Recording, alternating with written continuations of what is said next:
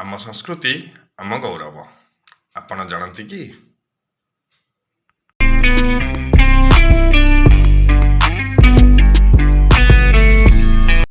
ଆଜି ଆମେ ଜାଣିବା ଆମ ପର୍ବପର୍ବାଣୀରୁ କିଛି। ଅକ୍ଷୟ ତୃତୀୟା କେଉଁ ମାସରେ ପଡ଼େ?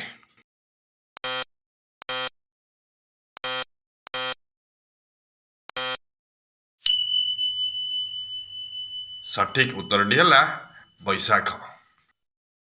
ଆମେ କେଉଁ ପର୍ବରେ ଚିତଉ ପିଠା ନଦୀ ଓ ପୋଖରୀରେ ପକାଉ?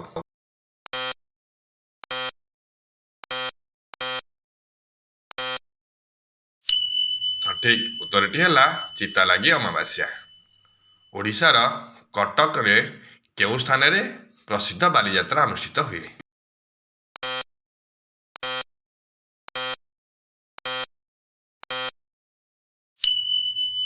ସଠିକ୍ ଉତ୍ତରଟି ହେଲା ଗଡ଼ଗଡ଼ିଆ ଘାଟ।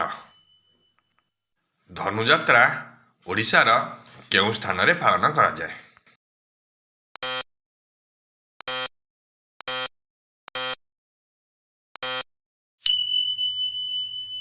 ସଠିକ୍ ଉତ୍ତରଟି ହେଲା ବରଗଡ଼। ଜଗନ୍ନାଥ ମହାପ୍ରଭୁଙ୍କର ରଥଯାତ୍ରା କେଉଁ ତିଥିରେ ପାଳନ ହୁଏ?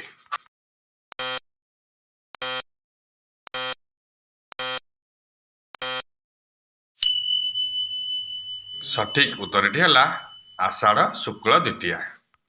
କେଉଁ ପର୍ବରେ ଦେବୀଙ୍କ ପାଖରେ ଅସ୍ତ୍ରଶସ୍ତ୍ର ପୂଜା କରାଯାଏ?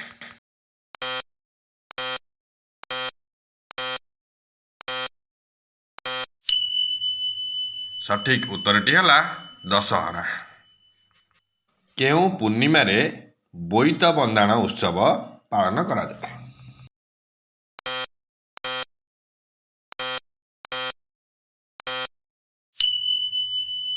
ସଠିକ୍ ଉତ୍ତରଟି ହେଲା କାର୍ତ୍ତିକ ପୂର୍ଣ୍ଣିମା।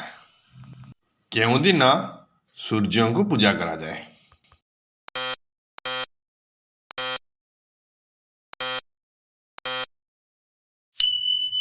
ସଠିକ୍ ଉତ୍ତରଟି ହେଲା ଶାମ୍ବ ଦଶମୀ।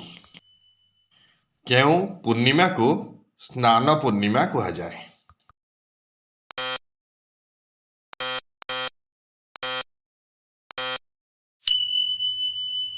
ସଠିକ୍ ଉତ୍ତରଟି ହେଲା ଜ୍ୟେଷ୍ଠ ପୂର୍ଣ୍ଣିମା। ଶେଷ ପ୍ରଶ୍ନ।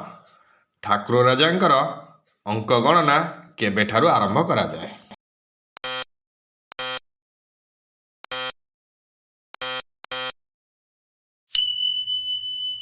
ସଠିକ୍ ଉତ୍ତରଟି ହେଲା ସୁନିଆ।